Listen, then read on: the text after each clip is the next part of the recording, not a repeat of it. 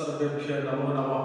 अहं रवीन्द्रनाथः अद्य भवतां पुरतः एकं विषयम् उपस्थितः अस्मि। काव्यप्रकाशानुसारं काव्यस्य प्रयोजनम् इति विषये। आचार्यः मम्मटः काव्यप्रकाशे प्रथमोल्लासे मङ्गलाचरण अनन्तरं काव्यस्य प्रयोजनम् इति विषये उक्तवन्तः। अनुबंध चतुष्टयेषु अन्यतमः भवति प्रयोजनम्। अनुबंध चतुष्टय नाम साहित्यशास्त्रं दर्शनशास्त्रे कोऽपि विषयः वा पठनात् पूर्वं तस्य आवश्यकः शब्दः। तत्र चत्वारः अनुबंध चतुष्टयस्य विषये उक्तमस्ति। प्रथमं भवति अधिकारी। अधिकारी नाम जब शास्त्रे जिज्ञासा भवति, यस्य शास्त्र विषये पठितुम् इच्छा भवति सः एव अधिकारी भवति। द्वितीयं भवति विषयं। विषयं नाम ज्ञानं। तत्र ब्रह्म आत्मा कर्मयोगस्य विषये वा ज्ञानं भवति। तृतीयं भवति प्रयोजनं। प्रयोजनं नाम तत्र जब पठति जब काव्यं कर्तुं करोति तस्य किं प्रयोजनं। चतुर्थं भवति सम्बन्धः। सम्बन्धः नाम विषय प्रयोजनयोः मध्ये कः सम्बन्धः। अतः कथ्यते, इसीलिए कहा जाता है प्रयोजनम् अनुद्दिश्य न मंदोऽपि प्रवर्तते। यानी मंद बुद्धि, दुर्बुद्धि, बेकार आदमी बिना प्रयोजन के सोचे समझे कोई भी काम में वो नहीं लगता। आचार्य मम्मटानुसारम आचार्य मम्मट ने काव्य प्रकाश में प्रथम उल्लास में काव्य के कुछ प्रयोजन बताए जो इस तरफ से है। भवन्तः पश्यन्तु। काव्यं जस से अर्थ कृते व्यवहार कृते सीवेतरक्षतये सद्य परनुवृत्तये कांता संमिततयो पदेशे। अत्र काव्य प्रकाश का 6 प्रयोजन, 7 प्रयोजन के बारे में बताइए। अत्र कः प्रथमं भवति यशसे, यानी एक पहला प्रयोजन हो गया। किसके लिए? यशसे। यशस शब्द क्यों? यशस शब्द चतुर्थी का एक वचन। यशस शब्द चतुर्थी एक वचन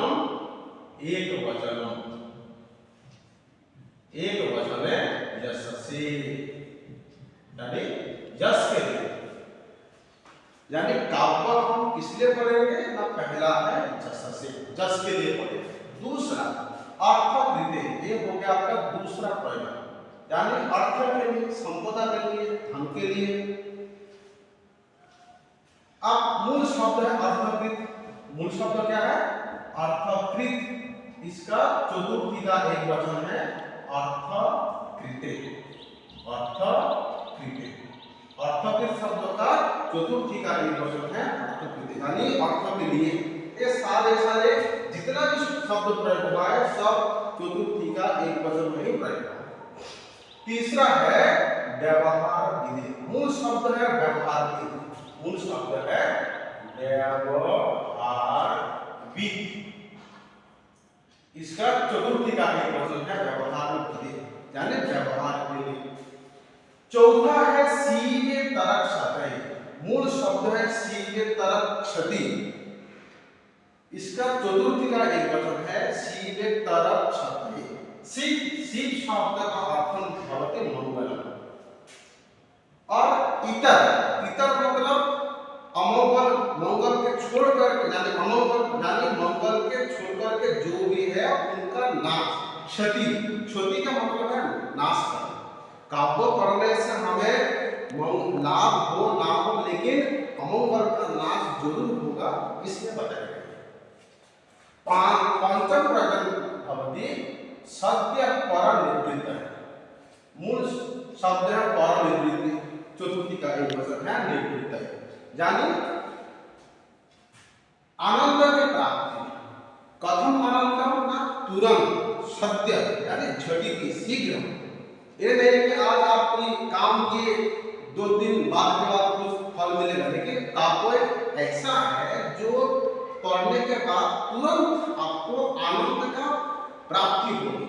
इसीलिए सत्य पर निवृत्त यानी तुरंत झटिति एवं आनंद का प्राप्त हो सके, इसीलिए सत्य पर निवृत्त का हो गया पंचम प्रयोजन।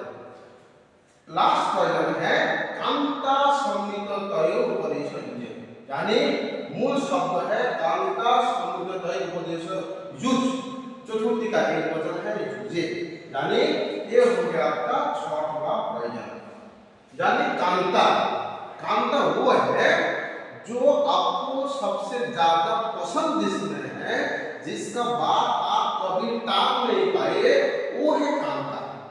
यानी कांता एक ऐसा है जो आपके सबसे ज्यादा प्रिय हो, जिसको आपको सबसे ज्यादा अच्छा जिसमें लगे हो, वो है कांता। जिसका बात आप कभी डाल नहीं पाए, वो है कांता।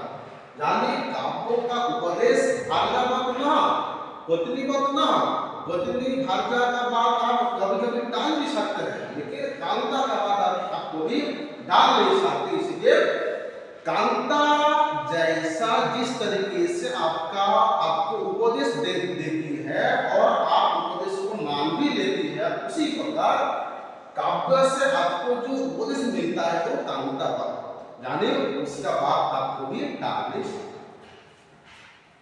इसके विषय जस कैसा जस मिलेगा, इसके लिए लिखा है कालिदासादीनामिव जसः। कैसे जस, काव्य करने के बाद आपको जस कैसे मिलेगा ना, लिखा है कालिदासादीनाम, यानी कालिदास आदि के जस, यानी महाकवि कालिदास ने अपने ग्रंथ लिख करके जिस तरह से जस मिला, उसी तरह के जस मिलेगा। इसीलिए कालिदासादीनाम जस जस। अब देखिए अर्थ के बारे में, हर्षात धावका बिना। धावक एक कवि थे जो बहुत ही गरीब था। आज सुबह खा लिया, शाम को क्या खाना है कोई ठिकाना नहीं था, लेकिन उनके पास काव्य थे, वो सृष्टि करना जानते थे। इसलिए वो रत्नावली आदि ग्रंथों को लिखा और हर्षात श्री हर्षो राजा को उनको भेंट कर दिया और राजा से करोड़ों रुपया उनको भेंट मिला, जिससे वो अपना सही तरीके से गुजारा कर लिया। इसीलिए श्री हर्षात धावकादीनाम धनम। अगर आपको उदाहरण चाहिए कि सर धन मिला, ऐसा दो चार नाम बताइए, तो देखिए धावकादीनाम धनम। तीसरा व्यवहार भी, आपको कैसे व्यवहार करना है, लोगों के साथ आपको कैसे व्यवहार करना है ना, राजादिगत उचित आचार परिज्ञान। जैसे राजा के सामने जाकर के आप जिस तरीके से व्यवहार करते हैं, वैसा व्यवहार आपको कौन सिखाता है, काव्य सिखाता है। जैसे रामायण पढ़ने के बाद आपको व्यवहार का ज्ञान होगा कि पिता के ऊपर पुत्रों का कैसे व्यवहार है, भाई के प्रति भाई का कैसे व्यवहार है, ये व्यवहार आपको काव्य से मिलेगा। गुरुजनों से कैसे बात करना है, अपने मित्रों से कैसे बात करना है, ये व्यवहार आपको काव्य से मिलेगा। और क्या है ना, सीने तरह सतह। सीत का मतलब है मंगल, इतर का मतलब है मंगल के छोड़कर जाने अमंगल, उनका क्षति, मूल शब्द है क्षति, चतुर्थी का एक वचन है क्षतय, यानी आपको जैसे मयूर एक कवि थे, उनको कुष्ठ रोग हुआ था, उस रोग से मुक्त नहीं हो पा रहे, तो किसी ने परामर्श दिया कि आप आदित्य यानी सूर्य नारायण के उपासना करें। इसीलिए मयूर कवि ने क्या किया, आदित्य हृदय स्तोत्रम, यानी सूरज की एक स्तोत्र रचना किए और 20 श्लोक में, उसी से उनका कुष्ठ रोग का नाश हो गया। अब देखिए सत्य परम निवृत्तये, जैसे सतत प्रजननो निभूत समुद्र एवं रससाधु भूत प्रज्वलित इति विषये आचार्य मोहम्मद काव्यप्रकाशे